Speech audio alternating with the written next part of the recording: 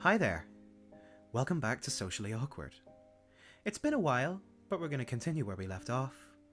On Tuesday, with Jayce, still at school. As always, as per the blatantly obvious content warning, Socially Awkward is exactly what I've been telling you it is for the past 3 episodes.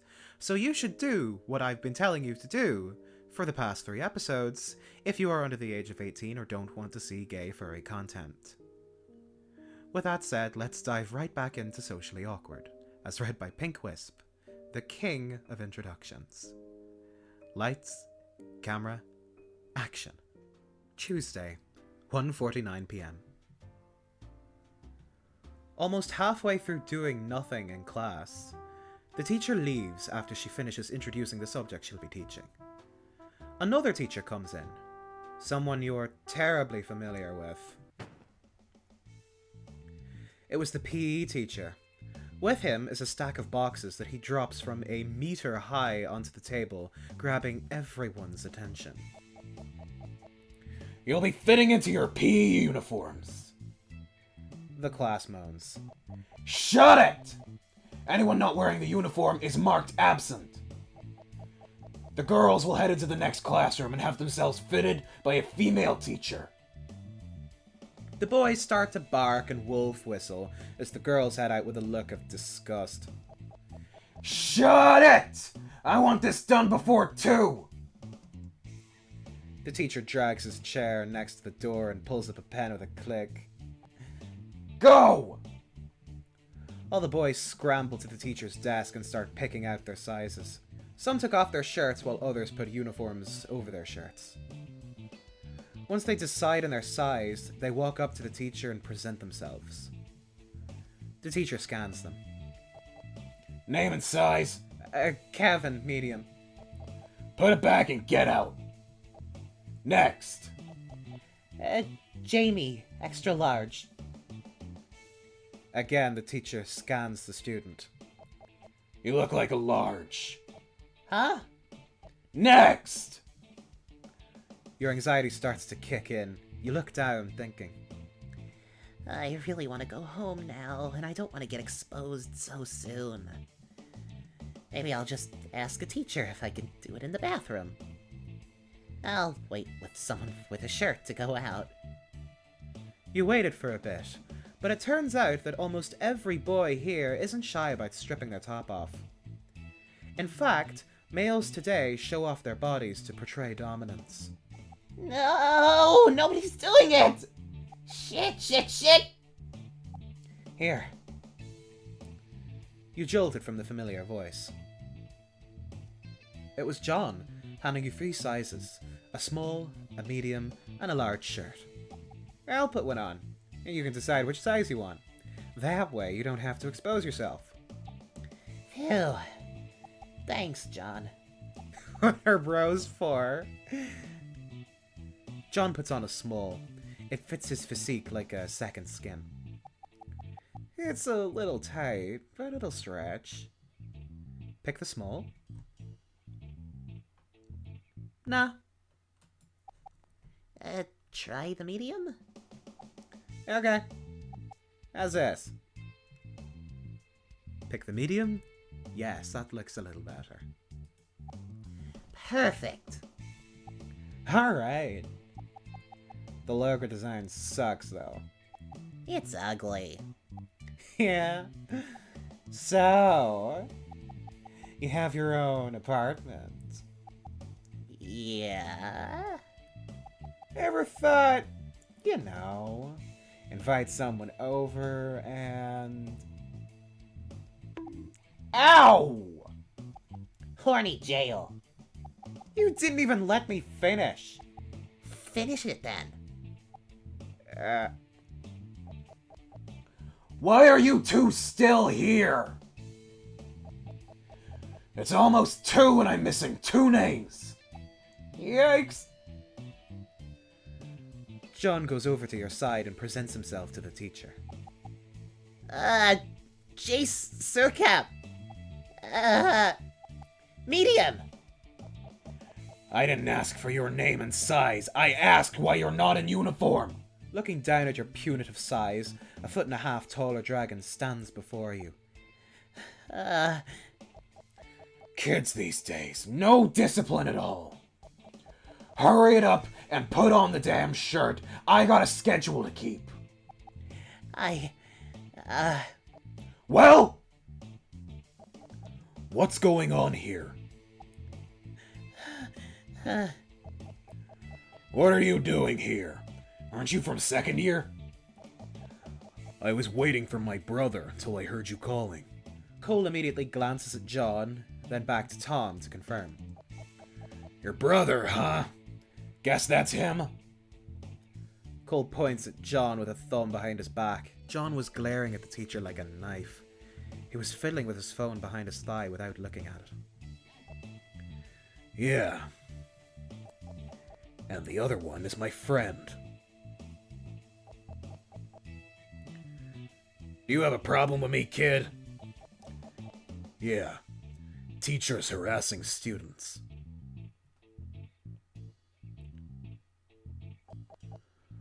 Boy, what's your size? Small. And the little snowflake? Medium.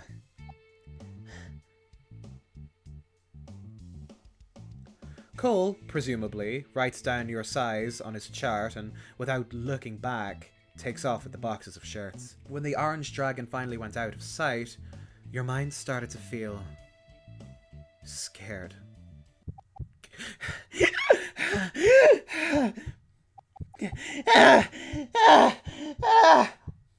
You loudly gasp, confused as to why you're panicking. John backs away, trying not to touch you. Jayce, calm down, he's gone! I know. Pain resonates from your chest, almost like being stabbed.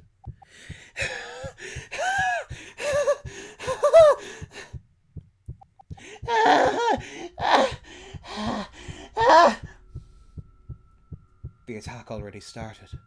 Your body is burning up. Jayce, calm down! John's voice gets further and further away. Your extremities start getting colder and colder. Get him! It's no use. The overloading sensation of danger is making you confused. Stop! Listen to me, buddy! He's gone. He's gone. He's gone. He's gone. He's gone. He's gone. He's gone. He's gone. You repeat the words over and over in your head, but soon you begin to doubt yourself and give in to the fear.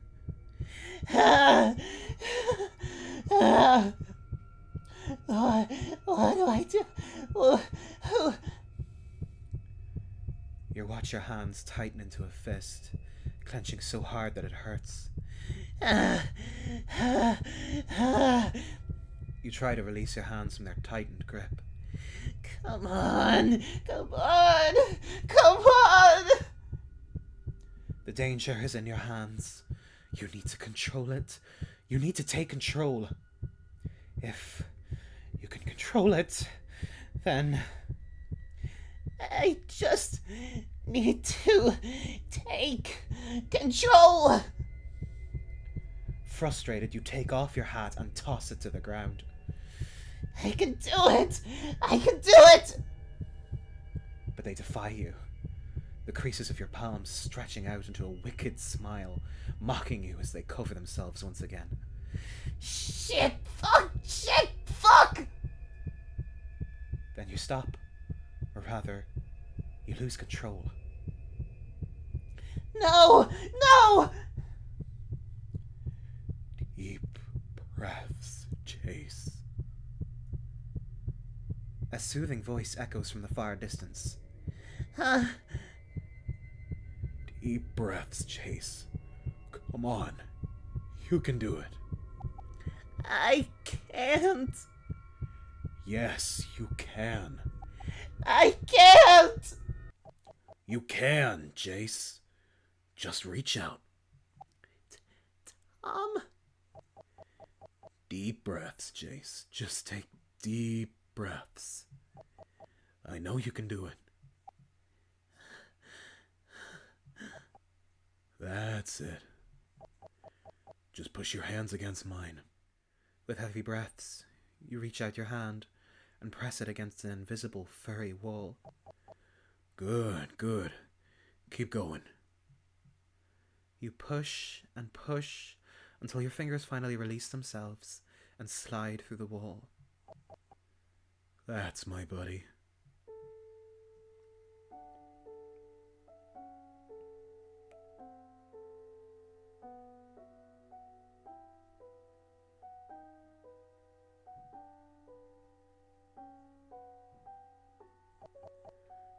Welcome back, buddy. Tom, You did great. what did I... As the fog in your head starts to dissipate, it finally dawns on you. Dawn, by the way, is D-A-W-N. That your sudden panic attack triggered after the teacher left the classroom. I had a panic attack after the teacher left. Tom looks at you with a sincere smile. He doesn't know how to answer such a question without personal experience. All he can do is smile and coo his words for you to relax. Must have bottled up too much anxiety, huh? You look down, embarrassed by the situation, and notice his hand intertwined with yours. It was a lifeline that pulled you out of your darkness. In fact, it has always been a lifeline ever since Tom barged in with a cake in hand. As Tom notices your gaze, he slowly pulls away, not wanting to be the cause of more anxiety.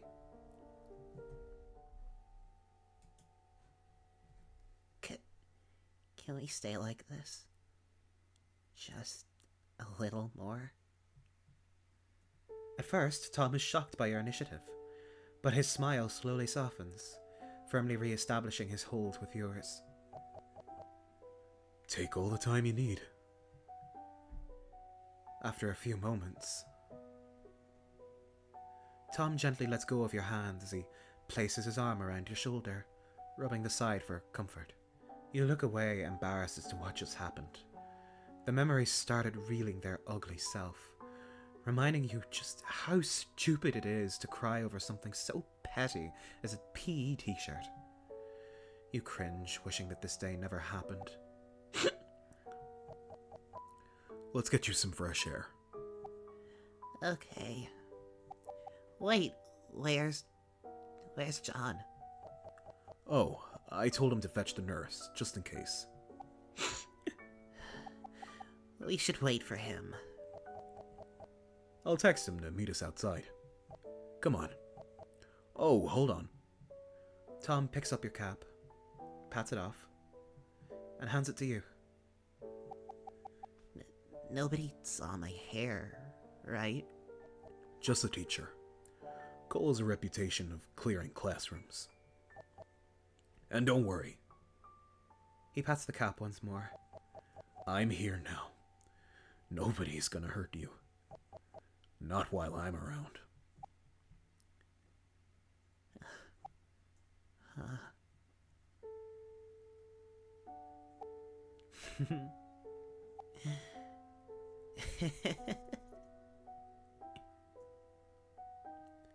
Tuesday, 2:23 p.m. Is Jayce okay? I'm fine. Thanks for getting the nurse. No prob. But I got some good news. The nurse is hot! A total dilf! Huge beady rags! John places his hands forward below the crotch area and cups the air. Yeah, massive bulging man jugs!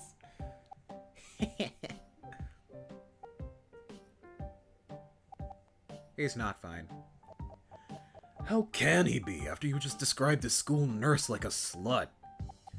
First, ouch, calling your own brother like that. Second, I'd totally date him. He's married. I know! That's why he's a dilf. Come on, Jayce. Let's check the nurse out.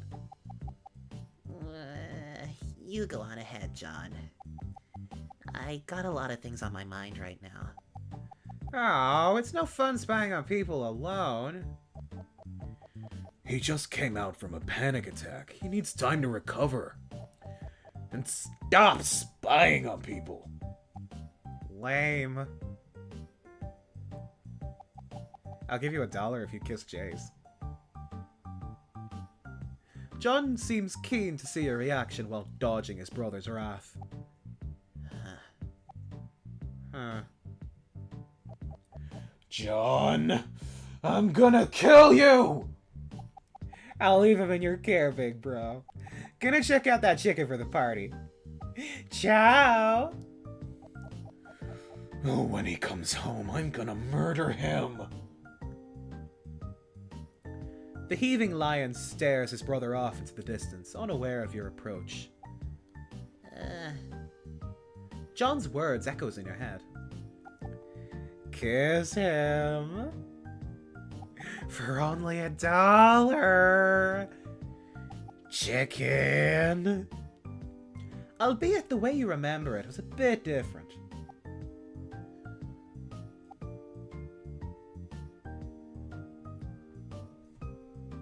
Fun fact, this used to be a choice. You could choose not to hand him the $1. But that choice was removed because it's really fucking a choice at all. I mean, come on. Come on, seriously. You wonder if you're doing this as a joke, or you actually want a kiss from him. Too late now. And I get a kiss? The fuck am I saying?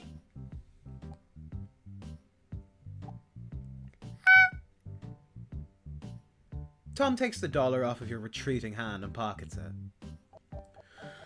Gonna take this as an apology for the lame joke. That's fine. Got somewhere to go today?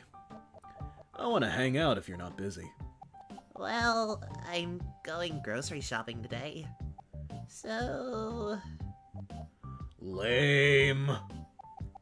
Well, where do you want to go? Glad you asked. I'm bringing you to one of my favorite places in the state. Where are we going? You'll see when we get there. Come on, while we still have the sun. Tuesday, 2:56 p.m.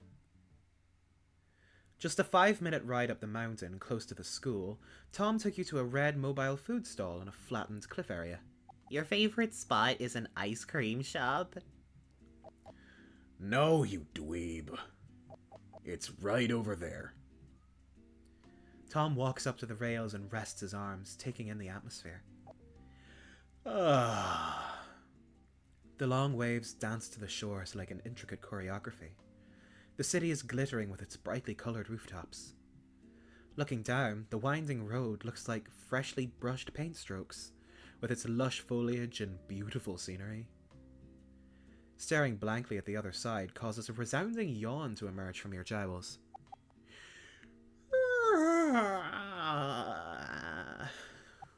It's nice. Tom yawns back. Yeah. I love coming here. It always clears my head. I'm already feeling it. The dreary effects of your panic attack seem to have been blown away by the wind. The gentle wind rubs your fur like a mother's caress, beckoning you to sleep. As you lean on the rail, you place your chin on your arm. Your eyes start to feel heavy. Before long, you're fast asleep.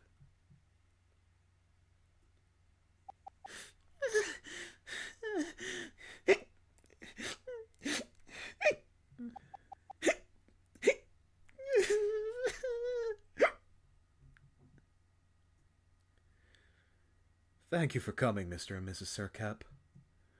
We've been having quite a bit of difficulty in the classroom today. Has your child been getting enough sleep at night?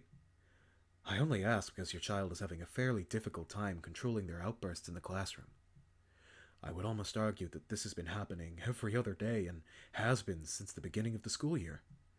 Have you noticed the same things at home? Oh. Yeah. Um.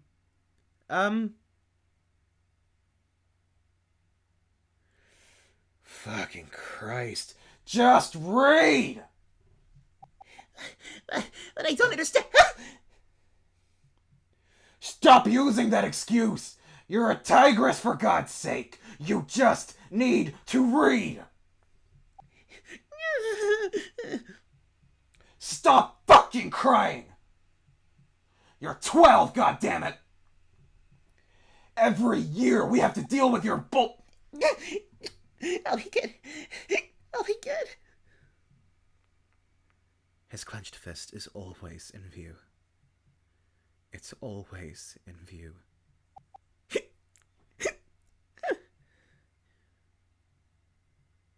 Again, from the start. Read it.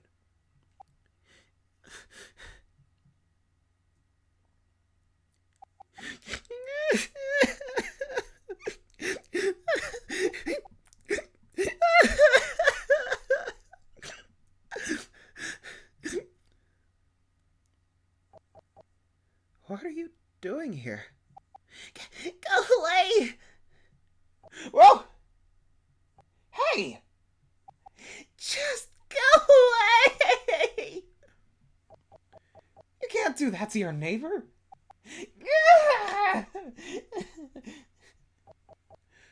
What did I do now?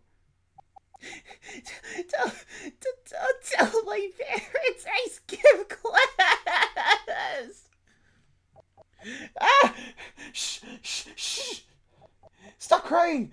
I won't tell!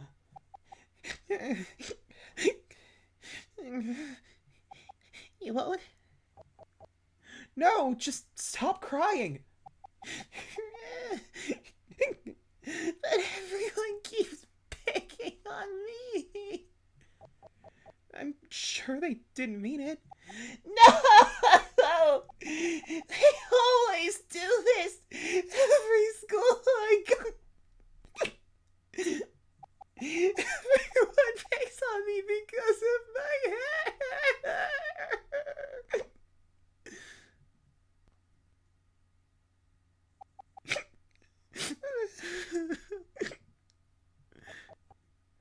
I think it's cool.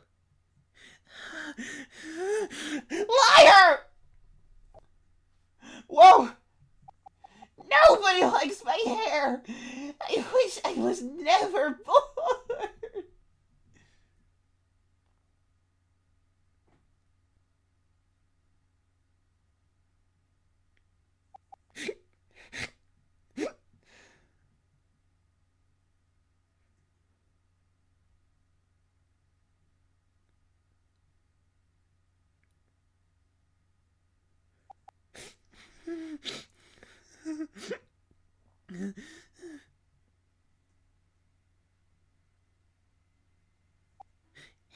Hey!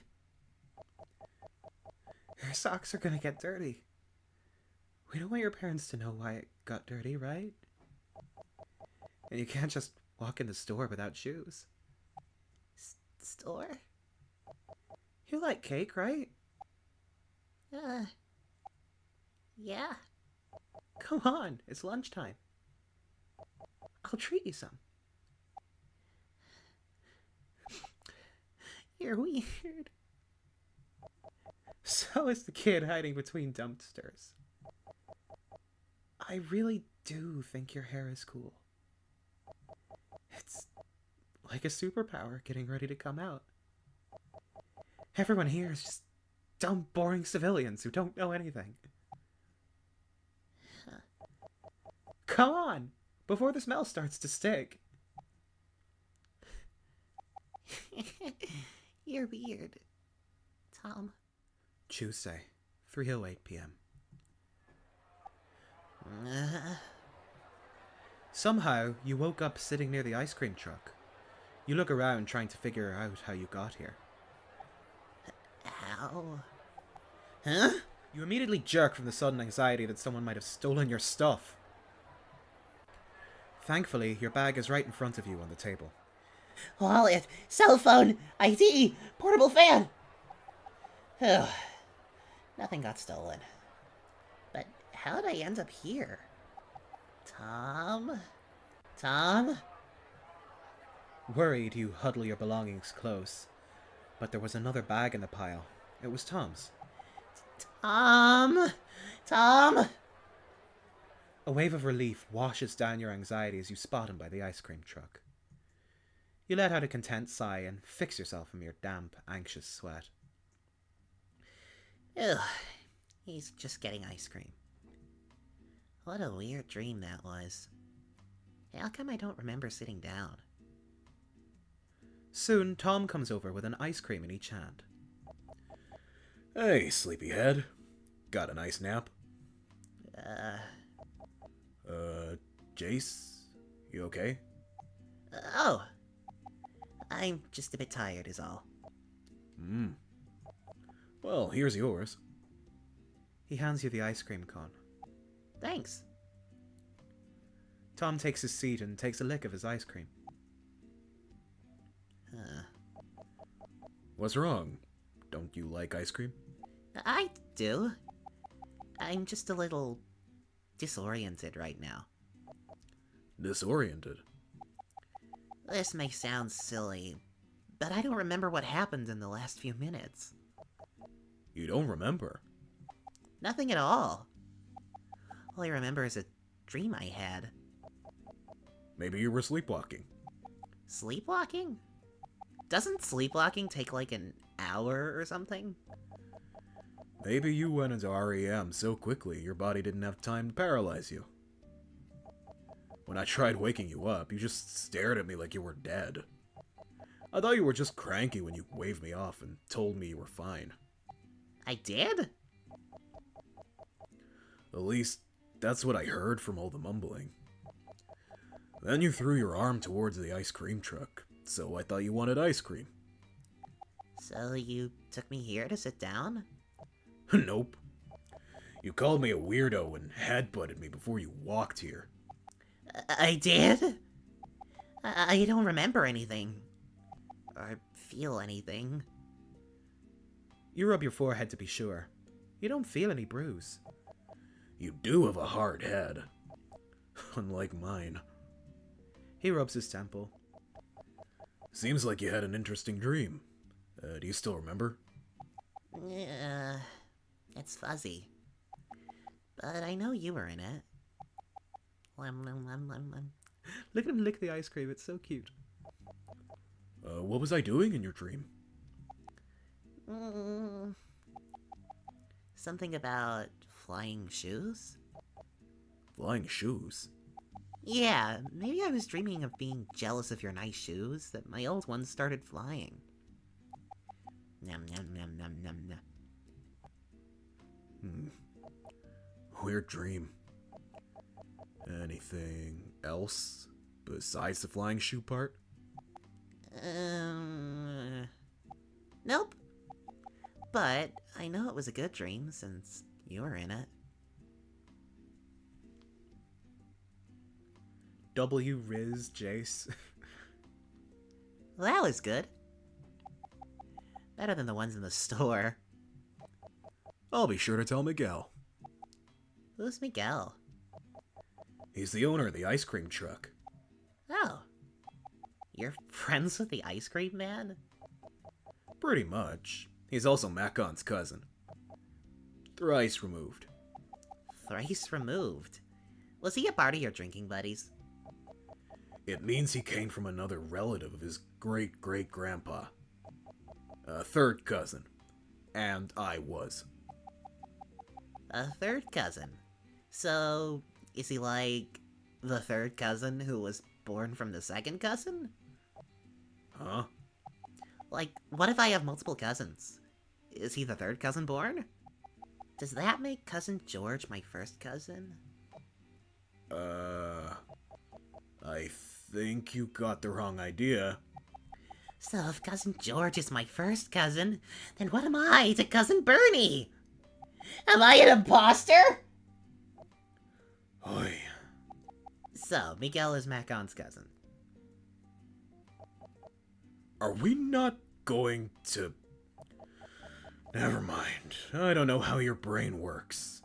Even after all these years, I still can't figure out how you work. Sully's kind of like my mom's side of the family. Oh. Miguel. Oh, right. But unlike him, he doesn't let his family do their chores. You know me. I am the favorite nephew. Is that why you're always so excited to hang out with me and John? No. It's Stockholm Syndrome. Tom chuckles through his nose as he places his fingers on his brow, pulling the skin of his brows before replying. Fine, I'll bite. Why is it Stockholm Syndrome? Ever since my family moved to my mom's house. Your grandma's house? Right. You and John have been kidnapping me every morning since I started schooling. Well, there weren't a lot of kids near our age in the neighborhood. We usually visited your granny and took over the remote when she fell asleep. Until you guys showed up. I remember you were all dressed up with a bow and suspenders. Even just remembering it makes me feel all itchy right now. I kinda like them. You were so cute with those suspenders. I do prefer suspenders over belts. But I wish Granny wasn't such a... bunny rabbit. Almost every week it's someone's birthday. I have to wear itchy, formal attire like twice a week. Including church? Including church! I'm surprised you and John never got in trouble for sneaking out every time. You should have asked for God's permission. Besides, I don't even understand 80% of what the pastor is reading. It's not even in English. Sure, but aren't you afraid of what your dad would do? Bleh. Not like he's any better. All he does is sleep through it. Guess I'll be the only one to put in a good word. When we die. Why go to heaven alone when you can go to hell like the rest of us? And do horrible things like shoving a pineapple up Hitler's butt.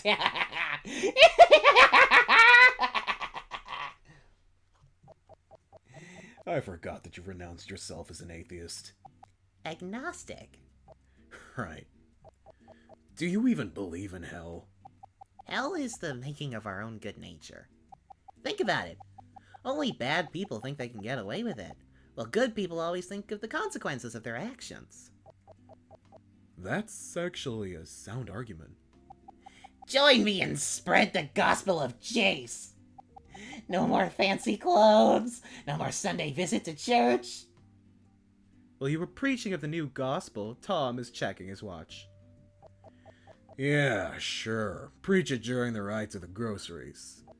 You little heathen. All shall be served by the one true God! Ice cream!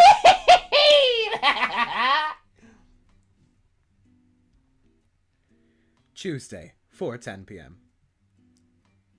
The supermarket. Home of every consumer good at semi-convenient prices. All manner of customers strolling around with their cart and phone in hand. A British short-hair mother ignores her kitten who screams, yells, and reaches for every candy she can get her paws on before being yanked away at the last second. The male Cornish Rex manager smiles and monitors a female Munchkin cat behind the counter. The Munchkin appears nervous. First day on the job? Thank you for coming to Save Now Supermarket! Please come again at Save Now Supermarket, where every day is a savings day! The Munchkin screams with a jingle in her tone. And there you are at the produce stand, staring down at all the colourful fruits displayed before you. A particular song started singing in your head as you raise a shiny red fruit along with a pen in the other hand.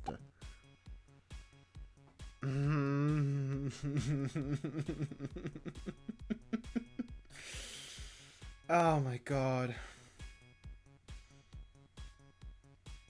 This just loops infinitely.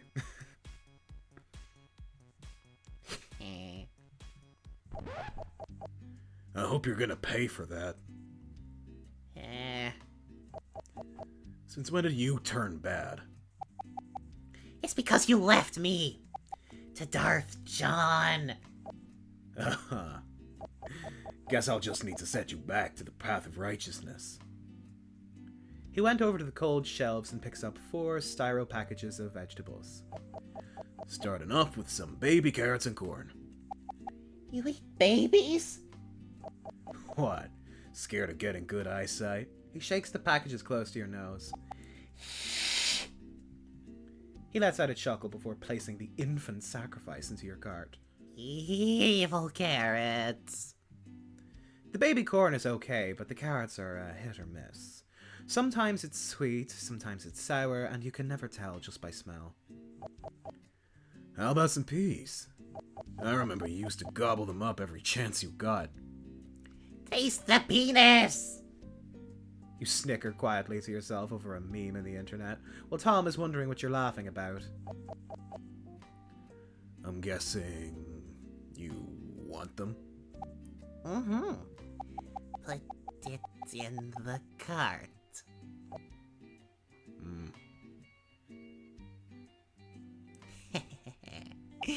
This is nice. It's like we're at our old delivery job again. I thought you hated it. At first. Since you drags me around without telling me. I needed help. Besides, you weren't doing anything besides watching TV. And I did ask for your mom's permission. She was cool with it, as long as I kept you alive. Mother, how could you? But I really do like our delivery service. Oh? Why's that? You can pick money or snacks. I'm going to choose the more attractive option. I enjoy the snacks we get from our elderly customers. Miss Gigi was my favorite. She tips nass like crunch. Can't say the same for Miss Georgia. Because she tips raisins? Effing raisins? Doesn't she know how kids work? But I like raisins. Tom, you were never a kid to begin with. I'll take that as a compliment. Tom is browsing around the cold shelves, trying to decide between pork belly or ground pork. You, on the other hand, start thinking philosophical questions while staring at a pack of meat. Ever wonder why only cats, dogs, and lizards are walking on 2 feet? Isn't that how evolution works? Sure, but what made evolution decide to give us that ability? No clue. What if cows started talking and walking on 2 feet? Then they're possessed. Possessed? Sure. Evolution takes 1,000,000 years, but being possessed just takes a second. A possessed cow.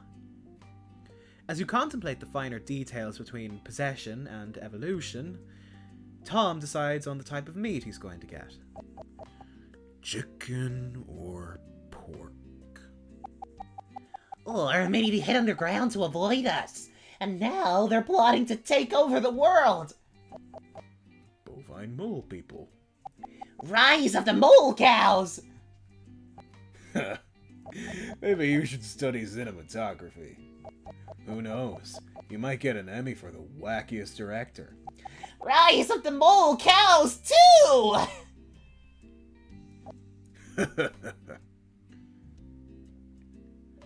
Riding home, Tom takes a detour to a burger drive-thru. It is a familiar situation that happens frequently during your time with Tom. Every day after school, Tom would fetch you with his bike for a grocery run for the neighbours. The pay was meagre, but it was enough to buy a snack and a little bit left over to save. The first time Tom took you to a drive-thru, you immediately started questioning the legalities of using the drive-thru with a bike. Tom told you that a bicycle is considered a vehicle, so it's no big deal. You heavily doubted his legal reasoning, especially when one of the cars started honking and he just flipped the bird at them.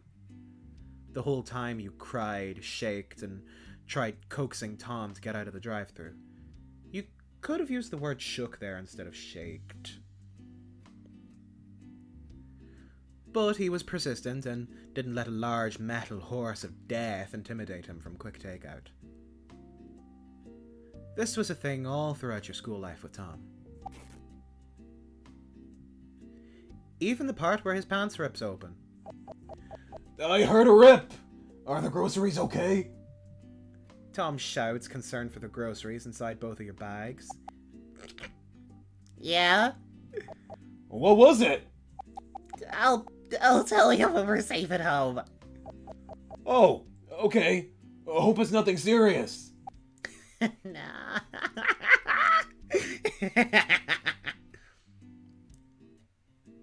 As Tom continues pedaling, the rip slowly stretches open as Tom's glutes bounce and punch the seams like a wall. You gulp, trying to focus on not staring at Tom's backside. But the rip is getting bigger, and you can see the butt cleavage swaying left and right as if being handled by your own hands.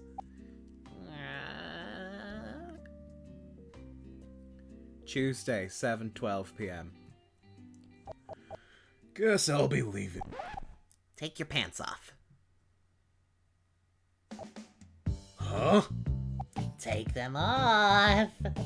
Huh? Take them off!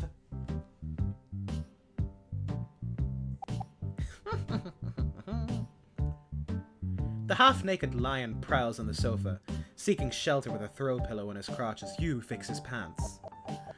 You could have just told me. This works better. How else would I take them off? I don't know.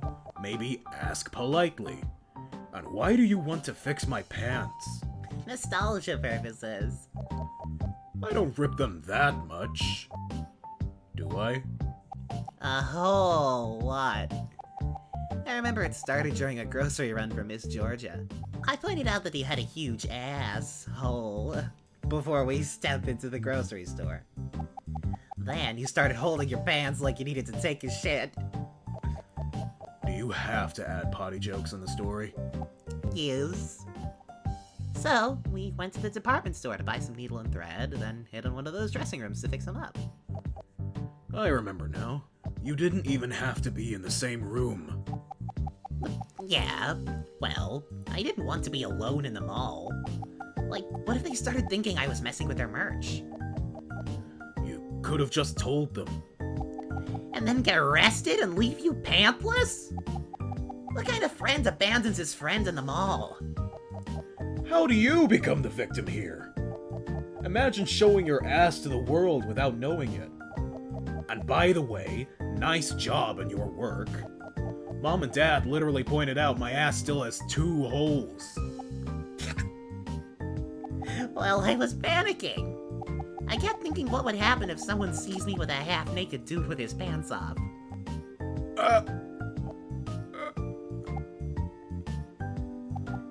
Might put the meat in the fridge while I fix this properly. It's gonna take longer than a minute. Yeah. Oh god, what kind of retort was that? I know I was being playful, but that came out wrong! Oh, let's just focus on mending these. It may take a while, but an overcast straight should do the trick.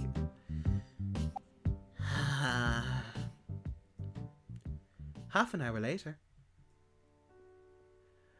A hungry, pantless lion is sitting next to you, relaxing with his phone in hand and foot on the table. He hand feeds you your second hamburger as you pull the final seams together. You lift his pantaloons up in the air as you marvel at your handiwork. Now for the stretch test. With a tug on both sides, not a trace of the thread is seen. Success! You toss them to Tom's face and he immediately shakes them off. Hey, I still got hamburger sauce on my lips. Well, you're just gonna wash it anyway. What's a little stain gonna do? Try it out.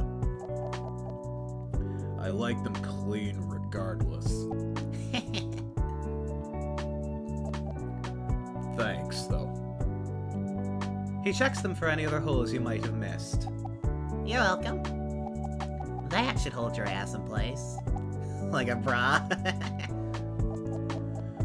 He used to be so shy when it came to adult stuff. Well, the once shy, adorable cat has become an adorable adult. Ready to touch inappropriate things. Tom ponders. And ponders. And ponders. Then he came up with the most heinous reply a socially inept cat could handle. Like what? Very disturbing adult stuff. Shit, I was expecting him to turn me down. Yeah? Care to put in some detail? It's, just say something generally 18 plus. Adastra. Adastra. Echo. Gloria Hines. Smoke room. Uh, I was just joking. Don't need to blow a few. Porn!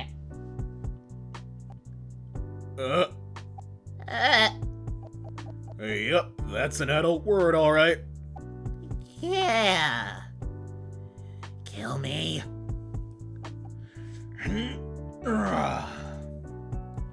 Tom hops off the sofa, stretches his back, and puts on his pants. Guess I'll be heading out now. Don't want to bother the man of the house with his night. Thanks for fixing up my pants. It's the manliest thing to do. Don't forget your meat. Oh, right. Got it. He shakes the bag of meat and places it in his bag. Forgot something. What's that? Huh? Just cashing in. He shows you the confiscated dollar. See ya. He ran out the door before you could react, and already you hear the gate bang closed. Huh.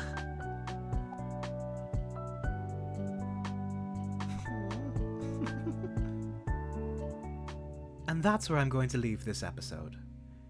And a very entertaining episode it was. We got a canon kiss. We got a canon kiss. I knew it was gonna happen, but we got a canon kiss! And we also got a lot of Jayce backstory and Jayce angst. We got to see how much of an asshole his father is. And a really well-described panic attack, I think, personally. Like, from someone who's been there, who's had one, several, a lot, it does feel a lot like that, I think. But yes, that is enough rambling out of me. Thank you all so much for watching this episode of Socially Awkward. I can speak in English, except I can't. Please go and support the project at the links in the description. I will put them in there as usual. And if you'd like to go and support me, there are links to my channels and places and sites and whatnot as well also. And you could support me here by subscribing to the channel, liking the video, all that good jazz. But this has been Socially Awkward, as read by Pink Wisp, who is probably not as good at outros at the moment as he is at intros, but he's working on it. And I'll see you in the next one. Take care.